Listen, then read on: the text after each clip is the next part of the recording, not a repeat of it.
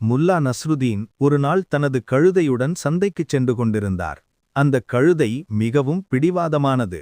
முல்லா அதை முன்னே இழுத்தால் அது பின்னே போகும். பின்னே இழுத்தால் கல்லைப் போல ஒரே இடத்தில் நின்றுவிடும். வழியில் வந்த அவரது நண்பர் ஒருவர், முல்லா, இந்த கழுதையை வைத்துக்கொண்டு நீங்கள் படும் அவதி தாங்கவில்லை. இதை சந்தையில் விற்றுவிட்டு ஒரு நல்ல குதிரையாக வாங்கிக் கொள்ளக்கூடாதா என்று யோசனை சொன்னார்.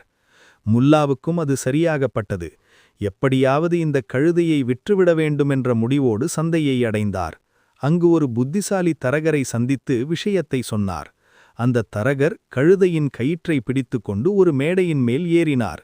கூடியிருந்த மக்களை பார்த்து உரத்த குரலில் கத்தினார். வாடிக்கையாளர்களே, இதோ உங்கள் முன்னே நிற்பது ஒரு சாதாரண கழுதை அல்ல. இது மின்னல் வேகத்தில் ஓடக்கூடியது. உங்கள் சொற்களை புரிந்து கொள்ளும் அசாத்திய அறிவு இதற்கு உண்டு. இந்த கழுதையை வைத்திருப்பவர்களின் வீட்டில் செல்வம் கொழிக்கும். தரகர் சொல்லச் சொல்ல அங்கிருந்த மக்கள் வியந்து போய் அந்த கழுதையை சூழ்ந்து கொண்டனர். ஏலம் தொடங்கியது. 10 பொற்காசுகள் என்றார் ஒருவர். 20 என்றார் இன்னொருவர். முல்லா ஒரு ஓரத்தில் நின்று இதையெல்லாம் ஆச்சரியமாக பார்த்து கொண்டிருந்தார். அவருக்குள் ஒரு சந்தேகம் எழுந்தது. இவ்வளவு நல்ல குணங்கள் கொண்ட கழுதையா நம்மிடமிருக்கிறது? இவ்வளவு காலம் இது தெரியாமல் போய்விட்டதே என்று மனதிற்குள் நினைத்து கொண்டார். ஏலம் 50 பொற்காசுகளை தொட்டபோது முல்லா திடீரென்று கூட்டத்தின் நடுவே புகுந்து கத்தினார்.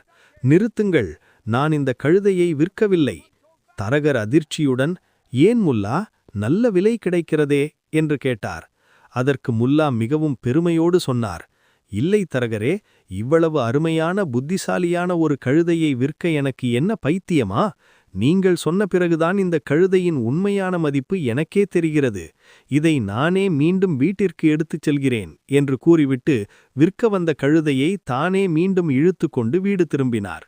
வீட்டிற்கு போகும் வழியில் கழுதை ஒரு வாய்க்காலை கடக்க மறுத்து மீண்டும் அடம் பிடித்து நின்றது.